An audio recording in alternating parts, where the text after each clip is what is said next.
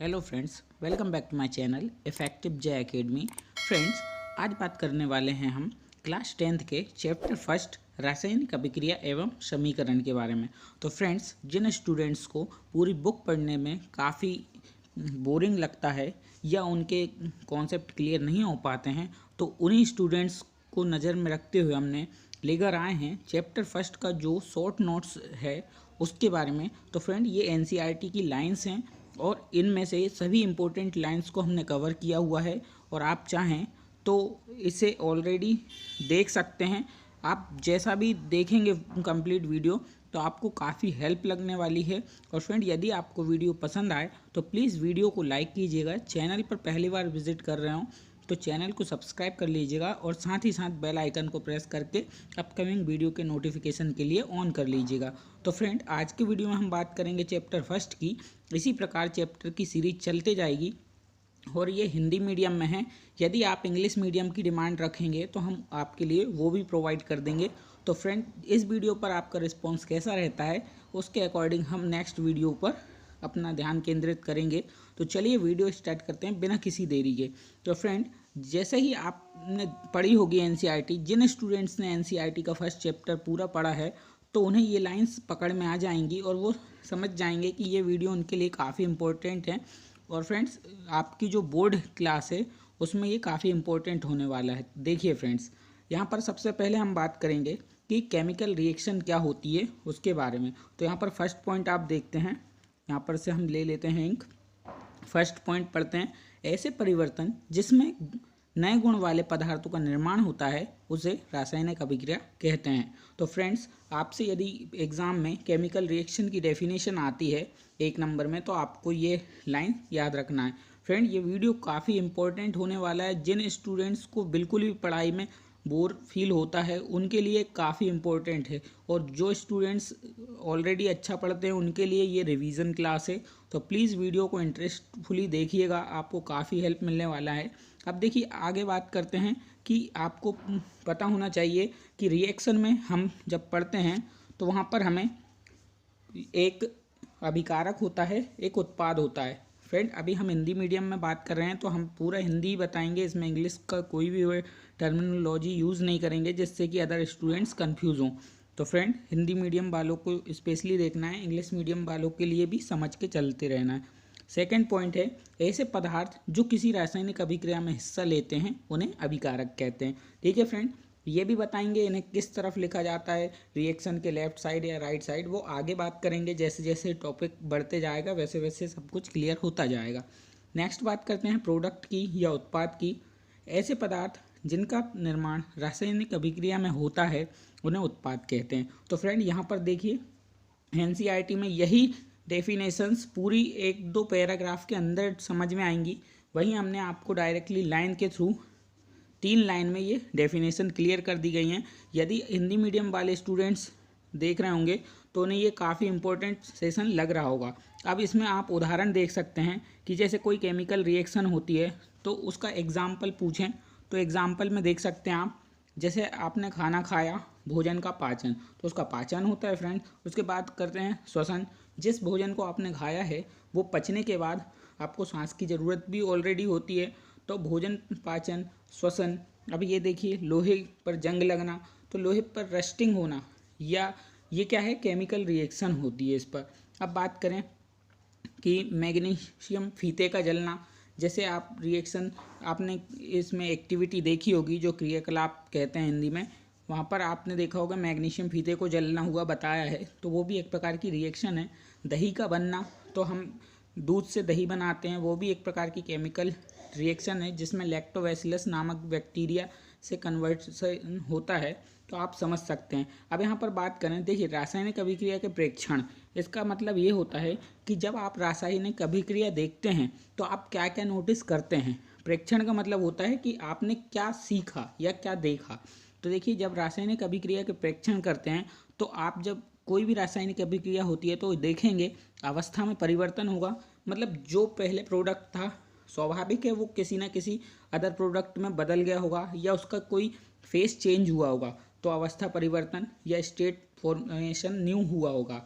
उसके बाद बात करें रंग में परिवर्तन, तो उसमें कलर चेंज हो सकता है पहले प्रोडक्ट वाइट हो, बाद में जलने के बाद ब्लैक हो गया हो। जैसे आप नॉर्मली एग्जांपल से समझ सकते हैं, हम कागज़ को जलाते हैं तो वह पहले वाइट या किसी अदर कलर का रहता है, लेकिन हम फाइनली जलाते हैं तो वो ब्लैक उसमें ऐश में कन्वर्ट हो जाता है। तो यहाँ पर आप देख सकते हैं तापमान में परिवर्तन। देखिए फ्रेंड, कोई भी केमिकल रिएक्शन है, हो सकता है कि वो पहले से ऑलरेडी गर्म चीज़ हो या हो सकता है कि वो पहले से ठंडा हो, लेकिन जब भी केमिकल रिएक्शन होती है कुछ ना कुछ टेम्परेचर में कन्वर्जन होता ही है। ठीक है फ्रेंड। और गैस का उत्सर्जन, देखिए आप बोलेंगे कि हर रिएक्शन में टेम्परेचर कन्वर्जन नहीं होता है, साथ ही साथ गैस का उत्सर्जन नहीं होता है, तो फ्रेंड मानते हैं, लेकिन ये केमिकल रिएक्शन के ड्यूरिंग ये सभी प्रोसेस देखी जाती हैं। ज़रूरी नहीं कि हर एक रिएक्शन में ये सब हो, लेकिन इनमें से कोई ना कोई एक ज़रूर होगा। इनका कहने का मतलब ये है। ठीक है फ्रेंड। अब बात करते हैं रासायनिक परिवर्तन को प्रदर्शित करना। तो फ्रेंड, रासायनिक रिएक्शन जो होती है या केमिकल रिएक्शन होती है उसको हम कैसे दिखाते हैं, तो यहाँ पर एक टेबुलर फॉर्म में दिया गया है तो हम समझ सकते हैं। तो यहाँ पर देखिए, एक तरफ लिखा है शब्द समीकरण और एक तरफ लिखा है रासायनिक समीकरण। तो देखिए शब्द समीकरण में हम नॉर्मली क्या करते हैं, जिंक प्लस सल्फ्यूरिक एसिड को लेते हैं लेफ्ट हैंड साइड, जिसे हम अभिकारक कहते हैं। जैसा कि हमने पिछले कुछ सेकंड पहले बोला था कि अभिकारक कहाँ लेते हैं, उत्पाद कहाँ लेते हैं, ये हम आगे जानेंगे। तो यहाँ पर क्लियर दिखाया गया है। फिर यहाँ पर रिएक्शन होती है तो जिंक सल्फेट और हाइड्रोजन बनता है राइट हैंड साइड, जिससे उत्पाद बनता है। अब इसी को देखिए, अभी तक हमने शब्दों में लिखा था, अब बात करते हैं रासायनिक समीकरण। जिंक प्लस H2SO4 डैश, जिसे हम एरो भी कहते हैं, zinc sulphate plus H2SO4। Left hand side हम लेते हैं अभिकारक या इन्हें एजेंट कहते हैं, और प्रोडक्ट जो कि राइट हैंड साइड बनता है फाइनली रिएक्शन के बाद, वो होता है हमारा उत्पाद। तो फ्रेंड यहाँ पर आप देख सकते हैं शब्द समीकरण में हमें हिंदी उनकी लिखनी है, लेकिन जब केमिकल रिएक्शन आएगी तो केमिकल का हमें कंपोजिशन के साथ साथ उसके जो केमिकल फॉर्मूले हैं उसका यूज़ करना है। साथ ही साथ आगे हम बैलेंस करना भी रिएक्शन को सीखेंगे। तो प्लीज़ यदि वीडियो आपको पसंद आ रही हो और इंटरेस्टिंग लग रहा हो तो प्लीज़ वीडियो को लाइक कीजिए, चैनल को सब्सक्राइब करना ना भूलिएगा इसी प्रकार के इंटरेस्टिंग फैक्ट्स के साथ सीखने के लिए। देखिए फ्रेंड, अब बात करते हैं रासायनिक समीकरण। देखिए आपने रासायनिक जो अभिक्रिया होती है उसकी परिभाषा देख चुके हैं। अब हम बात करेंगे रासायनिक समीकरण की।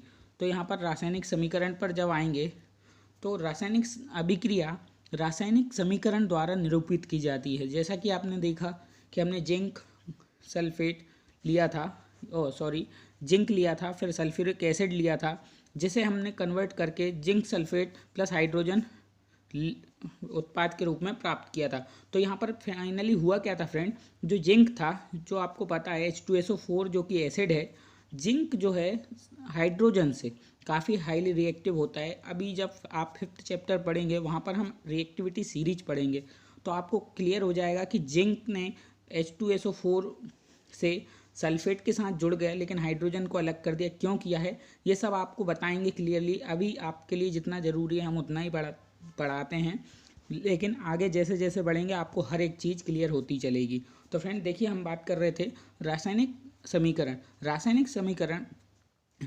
रासायनिक अभिक्रिया रासायनिक समीकरण द्वारा निरूपित की जाती है। जैसा हमने देखा, रासायनिक समीकरण में तत्वों के प्रतीक या अभिकारक और उत्पादों के रासायनिक सूत्र उनकी भौतिक अवस्था में लिखे जाते हैं। तो भौतिक अवस्था क्या होती है, देखिए फ्रेंड, जैसे आपने H2O लिया तो H2O को हम क्या देंगे, H2O कैसा होता है, पानी के फॉर्म में भी होता है, गैसियस फॉर्म में भी होता है। तो फ्रेंड यहाँ पर वेरियस टाइप की फॉर्म होती हैं, तो ये पानी पर डिपेंड करता है।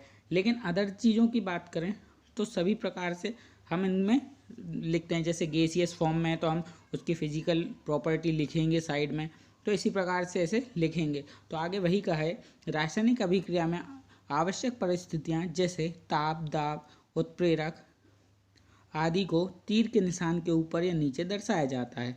अब बात करते हैं कैसे दिखाया जाता है। तो आगे आगे जैसे वीडियो में बढ़ेंगे आपको सब कुछ क्लियर होता चलेगा।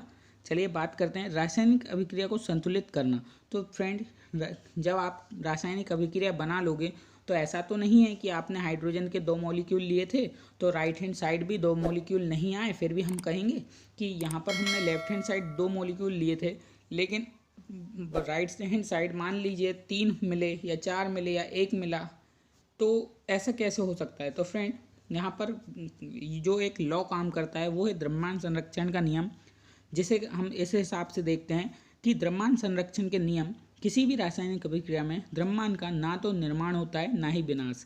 इसका मतलब ये है कि जितना द्रव्यमान आप लोगे उतना ही आपको बाहर मिलेगा। कहने का मतलब समझे आप? चलिए, नहीं समझे तो समझते हैं। देखिए फ्रेंड, क्या होता है, रासायनिक अभिक्रिया के पहले अभिकारक और उसके पश्चात उत्पाद प्रत्येक तत्व परमाणुओं की संख्या समान होनी चाहिए। इसका मतलब जैसे हमने बताया, जैसे मॉलिक्यूल लिया, एक O2 मॉलिक्यूल लिया, फिर उसकी रिएक्शन कराई H2 से, तो हमें H2O मिला। तो देखिए फ्रेंड, यहाँ पर O2 है और फिर H2 है, तो यहाँ पर H2O बना। तो हाइड्रोजन के मॉलिक्यूल तो 2 आ गए, लेकिन ऑक्सीजन का 1 है, इसलिए इसे बैलेंस करने के लिए हमें 2 लगाना पड़ेगा H2O में। और जहाँ पर जो O2 प्लस H2O लिया था, वहाँ पर H2 में 2 लगाना पड़ेगा, जिससे कि बैलेंस हो जाएगी। ये अभी आपको समझ नहीं आएगा, हम इसे लिख कर समझाएंगे तो काफ़ी अच्छा लगेगा। देखिए फ्रेंड, यहाँ पर हम ये टेबल को ना समझाते हुए आपको इजी वे में समझाएंगे। देखिए, टेबल से भी समझ सकते हैं, काफ़ी इजी है, लेकिन वो टाइम टेकिंग है, इसलिए हम उसको ना बताकर आपको डायरेक्ट बताएंगे। और मैक्सिमम स्टूडेंट्स जानते हैं, आप लोग अभी समझदार हो। देखिए, चरणबद्ध संतुलित करना, हिट एंड ट्रायल मेथड, ये इम्पोर्टेंट है थोड़ा। केमिकल रिएक्शन को बैलेंस करना आपके लिए आता है तो ध्यान से देखिएगा। यहाँ पर चरण फर्स्ट है, रासायनिक समीकरण लिखकर प्रत्येक सूत्र के चारों ओर बॉक्स बना लीजिए। बॉक्स का मतलब जहाँ पर आप संख्या लिखेंगे उसके लिए बॉक्स बनाने को कह रहे हैं। संतुलित करते समय बॉक्स के अंदर कुछ भी परिवर्तन नहीं कीजिए। देखिए, यहाँ पर परिवर्तन नहीं कीजिए लिखा है, क्योंकि ये जो टेबल बनाई है उन्होंने, यहाँ एक तरफ एलिमेंट या तत्व है, अभिकारकों में परमाणुओं की संख्या LHS, उत्पाद में परमाणुओं की संख्या RH। तो जो ये दिया है, तो यहाँ पर जो हम डायरेक्ट इस रिएक्शन में करने वाले हैं, यहाँ पर इन्होंने हटा हटा कर किया। हिट एंड ट्रायल का मेथड का मतलब ही ये होता है कि बार बार रखिए वैल्यू और बार बार हटाइए, जैसे ही स्टेबल हो जाए वैसे ही आप छोड़ दीजिए। अब देखिए फ्रेंड, आपके पास केमिकल रिएक्शन में आयरन है जिसे Fe से डिनोट करा है, और प्लस H2 है जिसे वाटर कहते हैं। अब Fe2O3 प्लस H2 बनता है।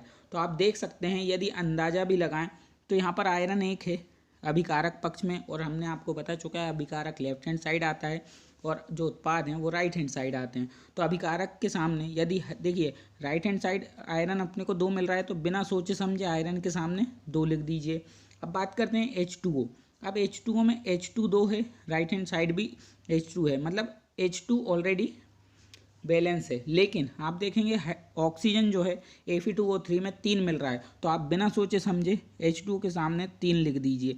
तो अब यहाँ पर क्या होगा फ्रेंड, ऑक्सीजन तो बैलेंस हो गई दोनों तरफ, 3 3 ऑक्सीजन, लेकिन आपका जो H2 था वो क्या हो गया, 3 2 जा 6 हो गया। मतलब H2 ऑलरेडी थे, 2 का मल्टीप्लाई 3 में करा तो 6 हो गए, लेकिन यहाँ पर H2 आपका 2 ही है, तो कुछ नहीं करना है, H2 के सामने नॉर्मली 3 लिख देंगे, तो ये रिएक्शन बैलेंस हो गई। यही रिएक्शन को इन्होंने टेबल फॉर्म में दिखाया है। चलिए हम आपको करके दिखाते हैं। देखिए, इन्होंने अभिकारक के फॉर्म में आयरन 1 था, हाइड्रोजन 2 थे और ऑक्सीजन 1 था, ये पहले लिख लिया। लेकिन इन्होंने फिर देखिए कन्वर्जन करा, जैसे हमने आयरन के आगे 3 लगाया, उत्पाद में परमाणुओं की संख्या, इन्होंने बताया उत्पाद में परमाणुओं की संख्या क्या थी, 3 थी।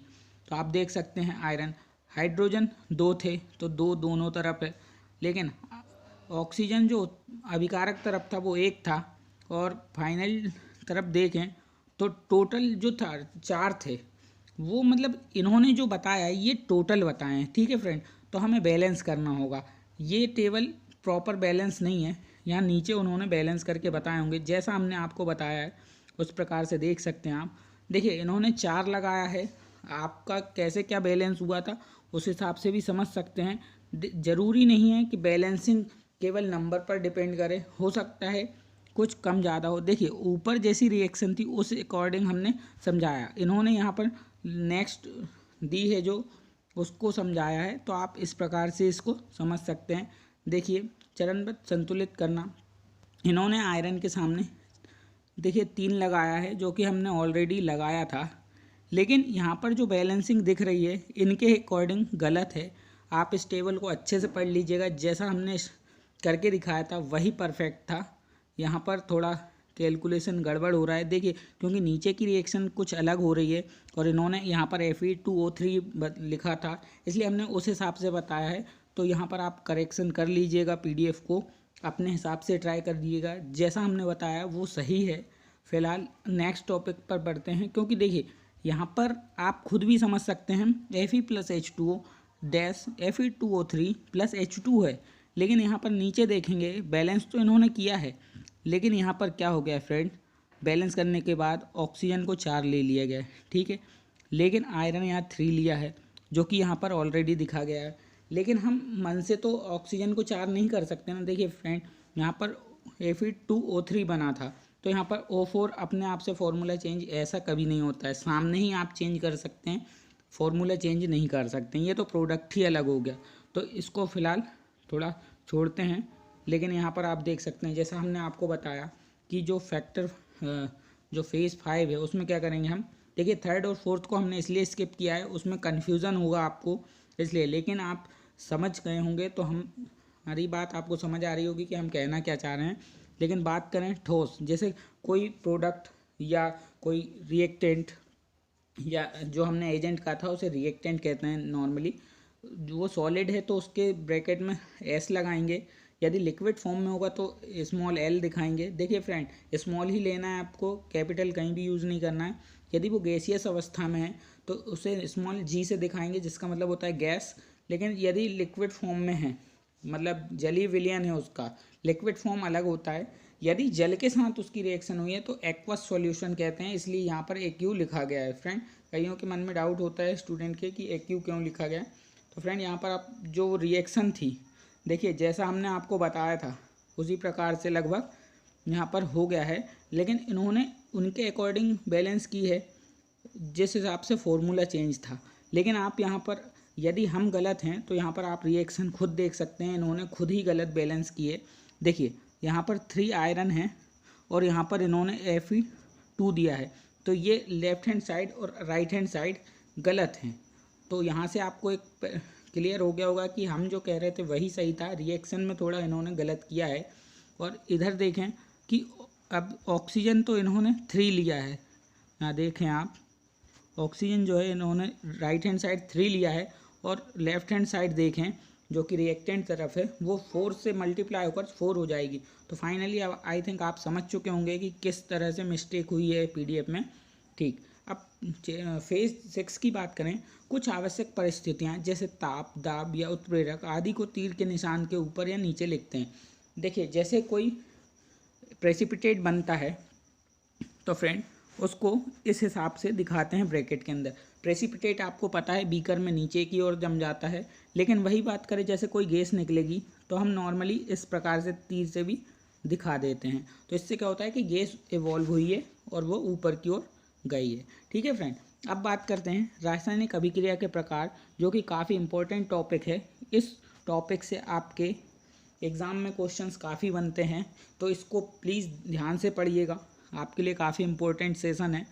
तो फ्रेंड वीडियो लाइक तो करना ही है। आई थिंक कि आपको ये वीडियो में दी गई जानकारी अच्छी लग रही होगी और आपका बहुत अच्छा रिस्पांस आएगा इस वीडियो पर।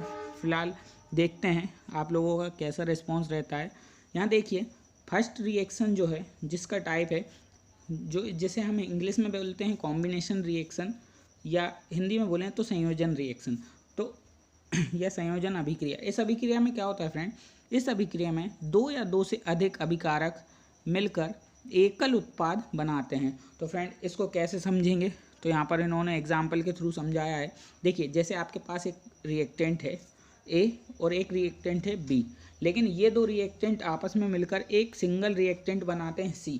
देखिए फ्रेंड ऐसा नहीं होगा कि 2 रिएक्टेंट ही हों।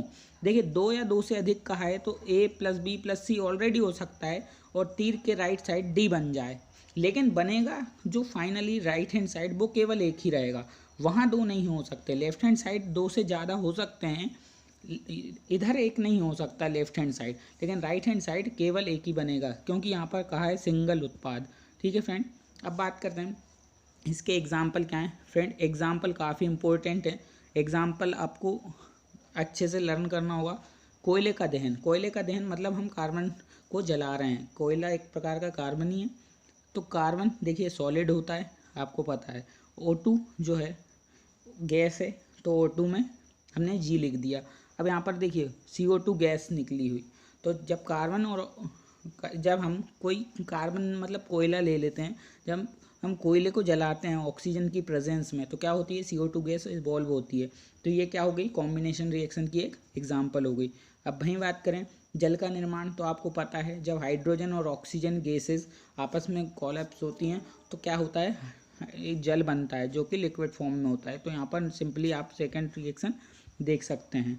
वहीं बात करें थर्ड रिएक्शन, तो आप ये इम्पोर्टेंट रिएक्शन है, ये एग्ज़ाम में बहुत तरीके से पूछी जाती है, तो इस पर IMP अभी आप लगा सकते हैं।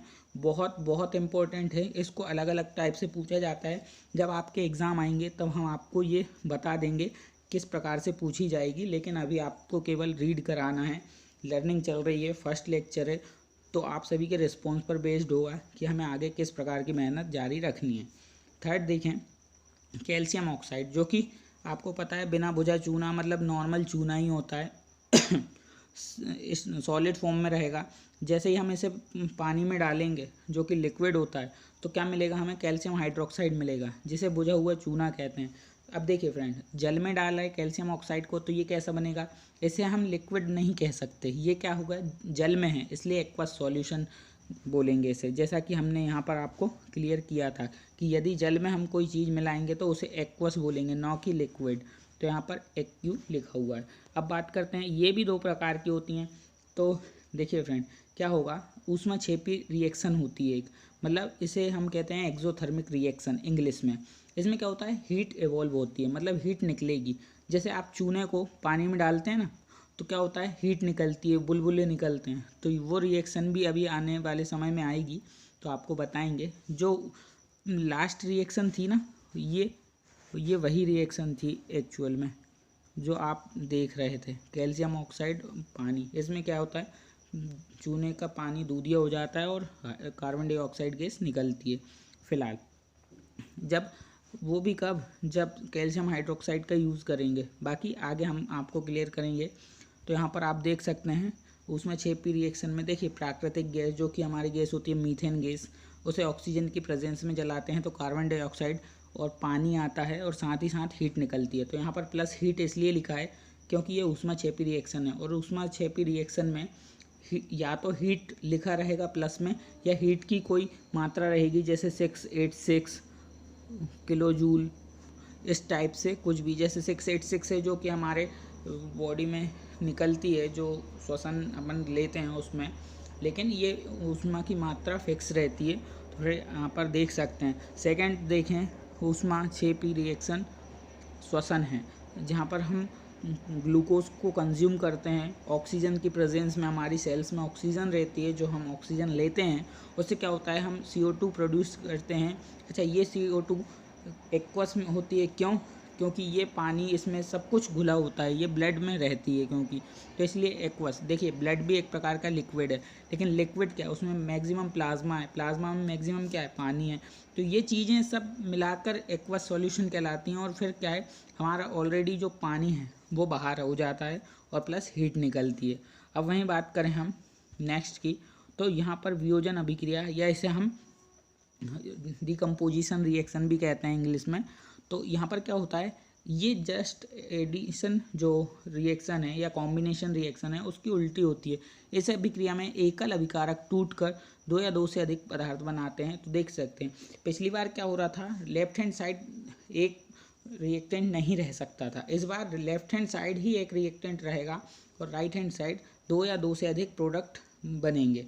तो यहाँ पर नॉर्मली देख सकते हैं इसके भी टाइप्स हैं। ऊष्मीय वियोजन, जैसे आप किसी चीज़ को हीट दे के तोड़ते हैं तो वह ऊष्मीय वियोजन कहलाएगा। तो फॉर एग्जांपल, ये एग्जांपल काफ़ी इंपॉर्टेंट हैं, काफ़ी इंपॉर्टेंट सेशन चल रहा है, तो प्लीज़ वीडियो पूरा देखिएगा, आपका हर एक डाउट होगा। फर्स्ट रिएक्शन देखें कि जिसमें फेरस सल्फेट है और उसको हमने हीट दी तो वो फेरिक ऑक्साइड में टूटा, और जो सल्फर डाइऑक्साइड और सल्फर ट्राईऑक्साइड टूटी। ये रिएक्शन काफ़ी पूछी जाती है NCERT के थ्रू आपके पेपर में, और जो नेक्स्ट रिएक्शन है वो भी, तो प्लीज़ इन्हें देखते रहिएगा। सेकंड है कैल्शियम कार्बोनेट। देखिए कैल्शियम कार्बोनेट को चूना पत्थर या मार्बल या संगमरमर भी कहते हैं। इस पर जब हम हीट करते हैं तो ये कैल्शियम ऑक्साइड, जो कि हमने प्रीवियस कुछ देर पहले इसके बारे में डिस्कस कर चुके हैं, जिसे बिना बुझा चूना कहते हैं, तो ये सॉलिड फॉर्म में टूटता है। देखिए सॉलिड से सॉलिड हो रहा है, ये भी ध्यान रखिएगा, और CO2 गैस इवॉल्व होती है। वहीं बात करें वैद्युत वियोजन, तो वैद्युत वियोजन में क्या होता है फ्रेंड, इसका मतलब ही होता है कि बिजली, मतलब आपको करंट सप्लाई करना पड़ेगा किसी चीज़ को तोड़ने के लिए। तो ये इम्पोर्टेंट है, ये पूछी जाती है। तो देखें यहाँ पर क्या होता है, आपको एक कुछ नहीं, एक तरह से प्रैक्टिकल है ये। आपको 6 वोल्ट की बैटरी ले लेनी है, स्विच लगा देना है, एनोड पर आपको रखनी है ऑक्सीजन और कैथोड पर रखनी है हाइड्रोजन, ठीक है फ्रेंड। और 2 टेस्ट ट्यूब के अंदर उन्हें बंद कर देना है। एक जो एनोड रहेगा उसे ग्रेफाइट का बनाना है, और जो अपना कैथोड रहेगा, ठीक है फ्रेंड, वो नॉर्मली आप रबर स्टॉपर से लगा देंगे। अब बात करते हैं जो मग्गा है, या हम इसे कप कहें, ये प्लास्टिक का होना चाहिए, जिससे कि हीट आजू बाजू जा ना सके अच्छे से। तो इस प्रकार क्या होगा फ्रेंड, जैसे ही आप इलेक्ट्रिसिटी प्रोवाइड कराएंगे तो ये एनोड से कैथोड, जिस भी मटेरियल को हम करेंगे तो वो आपस में इंटरचेंज होने लगते हैं आयंस के फॉर्म में। तो इस प्रकार से ये टूटने लगते हैं, ठीक है फ्रेंड। अब बात करें प्रकाशीय वियोजन। प्रकाशीय वियोजन में क्या होता है, सूर्य के प्रकाश की उपस्थिति में होने वाला वियोजन। इसका मतलब ही होता है कि सनलाइट की प्रेजेंस में कुछ चेंज होगा। तो जैसे 2AgCl होता है, जो सूर्य का प्रकाश पाते ही Ag में और Cl में टूट जाता है। तो आप देखेंगे इसी प्रकार AgBr होता है, वो सनलाइट की प्रेजेंस में Ag और Br2 में डिकम्पोज हो जाता है। इस अभिक्रिया को श्वेत श्याम फोटोग्राफी में होता है। मतलब इस अभिक्रिया का प्रयोग आप श्याम श्वेत फोटोग्राफी नहीं जानते होंगे, लेकिन इसे कहते हैं black and white photography. I think आपको समझ में आ गया होगा इस वर्ड का मतलब। अब बात करते हैं ऊष्मा शोषी अभिक्रिया। तो ऊष्मा शोषी अभिक्रिया क्या होती है, जिन अभिक्रियाओं में अभिकारकों को तोड़ने के लिए ऊष्मा प्रकाश या विद्युत ऊर्जा की आवश्यकता होती है, उसे ऊष्माशोषी अभिक्रिया कहते हैं। तो फ्रेंड जैसा ऊष्माक्षेपी होता था, जस्ट उसका उल्टा होता है। जैसे प्रकाश संश्लेषण होती है, उसमें सनलाइट देना पड़ता है, तो हम किसी को एनर्जी दे रहे हैं, तो यही ऊष्माशोषी है। मतलब हमें ऊष्मा का शोषण करना पड़ रहा है, देना पड़ रहा है। अब बात करें थर्ड रिएक्शन, विस्थापन अभिक्रिया, या इसे डिस्प्लेसमेंट रिएक्शन कहते हैं। इन अभिक्रियाओं में अधिक क्रियाशील तत्व कम क्रियाशील तत्व को उसके यौगिक से विस्थापित कर देते हैं। जैसा कि हमने आपको पहले बताया था कि रिएक्टिविटी सीरीज पर ये रिएक्शन डिपेंड करती है। देखिए फेरस है जो कॉपर सल्फेट के एक्वस सॉल्यूशन में जब ये मिलाया जाता है तो क्या होता है, फेरस कॉपर सल्फेट से कॉपर को डिस्प्लेस कर देता है। क्योंकि फ्रेंड जैसा ही रिएक्टिविटी सीरीज आपको पढ़ाएंगे तो आपको पता होगा कि जो आयरन है वो नॉर्मली एटमॉस्फेयर में फ्री रहने पर रिएक्शन कर लेता है, जबकि कॉपर नहीं करता है। इसका मतलब ही यही समझ आ रहा है कि आयरन जो है वो कॉपर से हाईली रिएक्टिव है एज़ कम्पेयर टू कॉपर, जो कि हम कह चुके हैं। तो इसीलिए इसने कॉपर सल्फेट के विलयन से कॉपर को डिस्प्लेस करके खुद सल्फेट से जुड़ गया और कॉपर को अलग कर दिया। इसमें ज़्यादा जानने की ज़रूरत नहीं है, आपको रिएक्टिविटी सीरीज जानना पड़ेगा। तो यहाँ पर आप देख सकते हैं रिएक्शन में क्या चेंज हुआ है। रिएक्शन आपको ज़रूर पढ़ना है, ये जो एक्टिविटी हैं इन्हीं से क्वेश्चंस पेपर में आ जाते हैं। तो क्या होता है, लोहे की जो कील है वो भूरे रंग की कॉपर की परत जम गई है उस पर। कॉपर सल्फेट के नीले विलयन का रंग हरा हो गया है फेरस सल्फेट के निर्माण के कारण।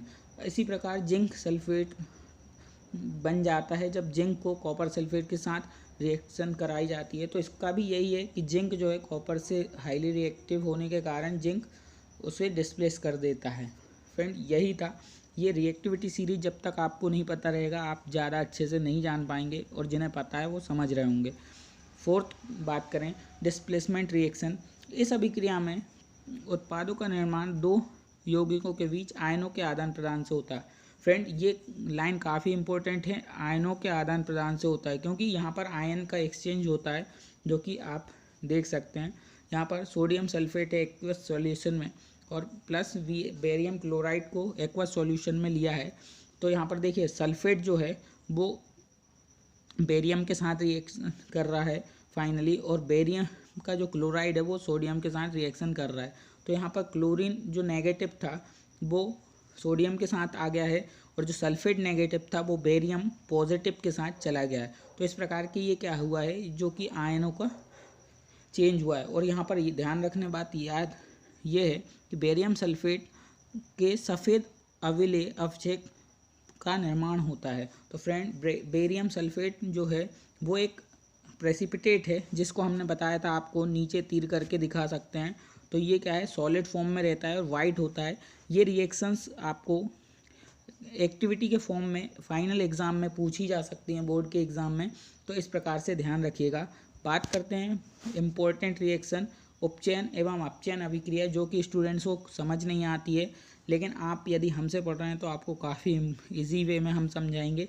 तो चलिए स्टार्ट करते हैं। उपचयन अभिक्रिया, देखिए हम यहाँ पर आपको इंग्लिश में कंफ्यूज नहीं करेंगे रिडक्शन एंड ऑक्सीडेशन में, इसलिए हम हिंदी में ही बताएंगे। तो नॉर्मली आप समझ सकते हैं उपचयन में क्या होता है, जब किसी पदार्थ में ऑक्सीजन की वृद्धि होती है या जब किसी पदार्थ में हाइड्रोजन की ह्रास होती है या कमी होती है। अब आप बोलेंगे कि सर एक में ऑक्सीजन की वृद्धि हो रही, एक में हाइड्रोजन की कमी हो रही, हम कैसे समझेंगे क्या हो रहा है। तो फ्रेंड यही कन्फ्यूज़न आपका बनता है। हम आपको बता दें, उपचयन कह लो या ऑक्सीजन की वृद्धि होगी ना, तो ऑक्सीजन की वृद्धि ऑक्सीडेशन, ऑक्सीडेशन को ही हिंदी में बोलते हैं उपचयन, बस इतना याद रख लीजिए। ओ से ऑक्सीजन, ओ से ऑक्सीडेशन, बस ये याद रखना। अपचयन में आ रहा है लेकिन ऑक्सीडेशन में ऊ लग जाता है, बस हिंदी में थोड़ा उल्टा है।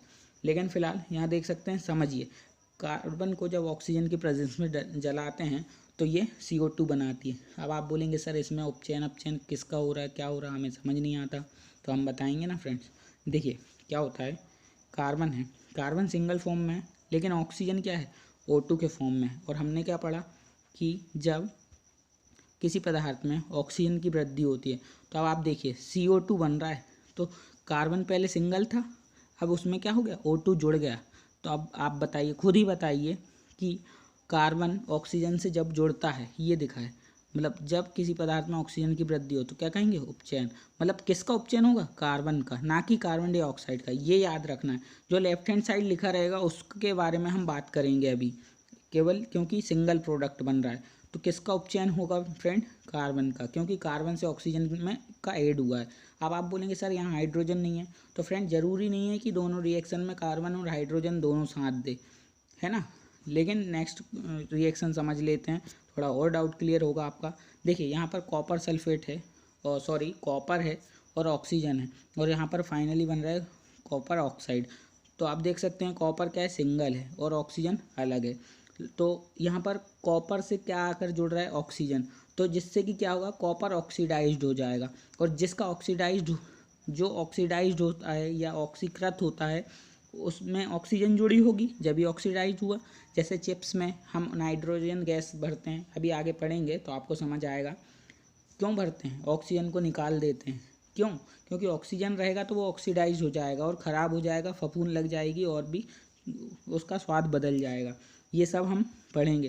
तो क्या होता है, कॉपर सल्फेट जब ऑक्सीजन से रिएक्शन करता है तो कॉपर का ऑक्सीडेशन चालू हो जाता है, और इस ऑक्सीडेशन के कारण हम क्या कहते हैं, कॉपर क्या हुआ, ऑक्सीडाइज्ड हो गया है। समझ आया, मतलब कॉपर का क्या हुआ, उपचयन हो गया है। यदि फ्रेंड इस टॉपिक में आपको कन्फ्यूज़न रहता है तो आप हमसे पूछ सकते हैं। देखिए लास्ट एंड इम्पोर्टेंट रिएक्शन, अब आपको हाइड्रोजन का भी डाउट क्लियर हो जाएगा। यहाँ पर कॉपर ऑक्साइड है प्लस H2 है। अब यहाँ पर हमने हीट किया, मतलब ये देखिए रिएक्शन हमने लास्ट में पढ़ा है, ऊष्मा छेपी है या ऊष्मा शोषी, मतलब एक्सोथर्मिक है या एंडोथर्मिक। तो आपने हीट दी है फ्रेंड, तो ये क्या हो जाएगा, ऊष्मा शोषी। जो हिंदी मीडियम वाले हैं ऊष्मा शोषी, और जो इंग्लिश मीडियम वाले हैं वो एंडोथर्मिक कहेंगे। तो कॉपर ऑक्साइड प्लस H2 जब होगा तो हीट निकलेगी, और हीट निकलेगी तो क्या होगा, देखिए फ्रेंड यहाँ पर कॉपर ऑक्साइड था, अब आप खुद ही बताइए, यहाँ पर कॉपर बचा तो ऑक्सीजन की वृद्धि बोला है तब उपचयन होगा, लेकिन यहाँ पर क्या हुआ है, ऑक्सीजन की कमी हुई है, तो यहाँ क्या हो गया, कॉपर ऑक्साइड का उपचयन हुआ, सॉरी अपचयन हुआ है। क्यों, क्योंकि ऑक्सीजन हट गई है, क्योंकि जो अपचयन होता है इसका जस्ट उल्टा होता है।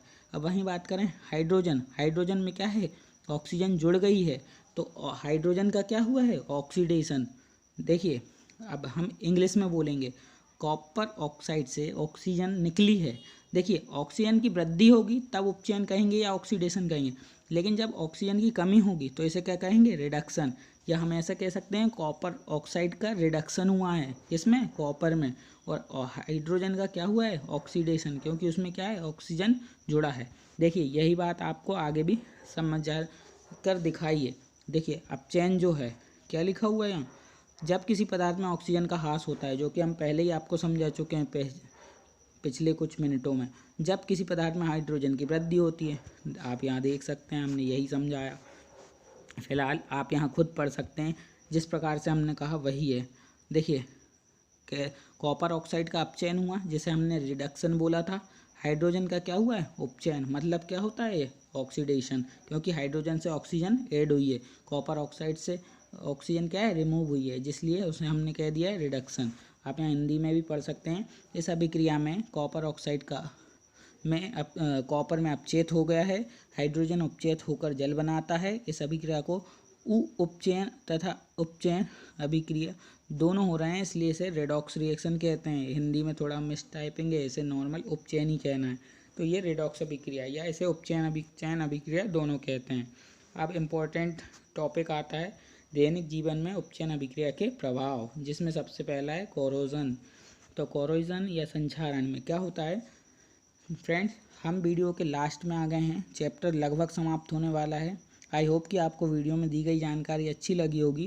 तो प्लीज़ वीडियो को अभी तक लाइक कर दीजिएगा। चैनल पर पहली बार विजिट कर रहे हो तो चैनल को सब्सक्राइब कर लीजिएगा, ऐसे ही इम्पोर्टेंट और इंटरेस्टिंग वीडियो लेक्चर्स के लिए।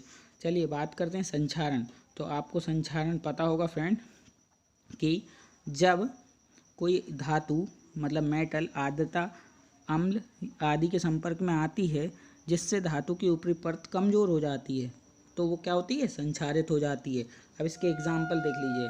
तो क्या होता है, लोहे की कील वस्तुओं पर जंग लगना, चांदी के ऊपर काली परत चढ़ जाना, तांबे के ऊपर हरी परत चढ़ जाना संक्षारण के उदाहरण हैं। ये एग्जाम्पल आपसे MCQs में पूछे जा सकते हैं। तो फ्रेंड ये भी आपको ध्यान रखना है। अब बात करते हैं हम अगले पॉइंट की, जो देखेंगे यशद लेपन, जिसे गैल्वनाइजिंग कहते हैं। विद्युत लेपन और पेंट करके संक्षारण से धातुओं को बचाया जा सकता है। ठीक है फ्रेंड, बात करते हैं। आपको पता है जो हमारी टीन होती है, टीन या चादर कह लें, घरेलू जो छतों पर हम छाते हैं या डालते हैं, तो उसमें क्या होता है, हम जिंक की लेप कर देते हैं, जिसके कारण वो चमकदार और अट्रैक्टिव दिखती हैं, साथ ही साथ उन्हें में जंग नहीं लगती। इसी रिएक्शन को हम क्या कहते हैं, यशद लेपन या गैल्वनाइजिंग। अब बात करते हैं विकृत गंधिता, या इसे हम रेंसिडिटी कहते हैं इंग्लिश में। तो क्या होता है, वसायुक्त और तेली खाद्य सामग्री में जब वायु के संपर्क में आने पर उपचयित हो जाते हैं। उपचयित को हमने आपको इंग्लिश में क्लियर कर दिया गया है, इसे ऑक्सीडेशन कहते हैं या ऑक्सीडाइज्ड कहते हैं। तो उपचयित हो रहा है मतलब ऑक्सीडाइज्ड हो जाते हैं, जिससे उनके स्वाद एवं गंध में परिवर्तन हो जाता है। इसे विकृत गंधिता कहते हैं या रेंसिडिटी कहते हैं। तो फ्रेंड इसके लिए क्या उपाय होते हैं, देखिए 4 उपाय बताए हैं, उनको बात करते हैं और वीडियो लगभग एंड की ओर बढ़ते हैं। विकृत गंधिता को रोकने के उपाय क्या हैं, प्रति ऑक्सीकारक का उपयोग करके, मतलब एंटीऑक्सीडेंट का उपयोग करना। सेकंड, वायुरोधी बर्तन में खाद्य सामग्री भर कर रखना। बात करें वायु के स्थान पर नाइट्रोजन गैस द्वारा बदलना। और तीसरा है शीतलन द्वारा, हम ठंडे प्लेस पर रखेंगे तो खाना कम खराब होगा। अब हम ये चारों पॉइंट आपको समझाते हैं। देखिए फ्रेंड, एंटीऑक्सीडेंट वो होते हैं जो कि जो ऑक्सीकारक होते हैं, मतलब ऑक्सीडेशन करने वाले ऑक्सीडेंट होते हैं, उनको अपोज करती है। एंटीऑक्सीडेंट का मतलब ही ये होता है। बात करें सेकंड पॉइंट, वायुरोधी बर्तन में खाद्य सामग्री रखकर। फ्रेंड इसका मतलब होता है जब यदि आप ऐसी किसी चीज़ में खाना रखेंगे यहाँ पर ऑक्सीजन नहीं रहेगी, तो उससे क्या होगा फ्रेंड, बैक्टीरिया का आदान प्रदान नहीं हो पाएगा, जिससे कि वह सेफ बनी रहेगी। यही कारण है कि हम रोटी को बंद डब्बे में रखते हैं, इससे वह गर्म भी बनी रहे, साथ ही साथ उसमें किसी प्रकार की डस्ट बैक्टीरिया वगैरह नहीं जा पाए और ऑक्सीडेशन उसका नहीं हो पाए। और बात करें वायु के स्थान पर नाइट्रोजन गैस द्वारा, तो जैसा कि हमने आपको बताया था, जैसे चिप्स के पैकेट होते हैं उनमें से हम ऑक्सीजन निकाल देते हैं और नाइट्रोजन गैस को फिल कर देते हैं, जिससे कि उसका ऑक्सीडेशन नहीं हो पाता है और वो लंबे समय तक रहती हैं। और यही कारण है कि जो चिप्स के पैकेट आते हैं थोड़े हवा उनमें ज़्यादा भरी रहती है, ताकि वो आपस में ऑक्सीडाइज ना हो पाएँ और टूट ना पाएँ। बात करें शीतलन द्वारा, तो आप सभी के घर में, मैक्सिमम स्टूडेंट्स के घर में फ्रिज होगा। जिनके घर नहीं है कोई बात नहीं, आ जाएगा, लेकिन जिनके पास है वो अच्छे से जानते होंगे हम 2 दिन पुरानी सब्जी को भी सेफ रख सकते हैं, ये सब रहती है और इसमें सब्जियां ताज़ी बनी रहती हैं। तो फ्रेंड, यहाँ पर हमारा फर्स्ट चैप्टर कंप्लीट हो गया है। आई होप कि आपने पूरी वीडियो देखी होगी और आपको काफ़ी अच्छा कुछ सीखने को मिला होगा। और जैसी बुक NCERT की है उसकी यहाँ पर काफ़ी शॉर्ट लाइन में हमने आपको समझा दिया है। तो friend, thank you friends, have a nice day.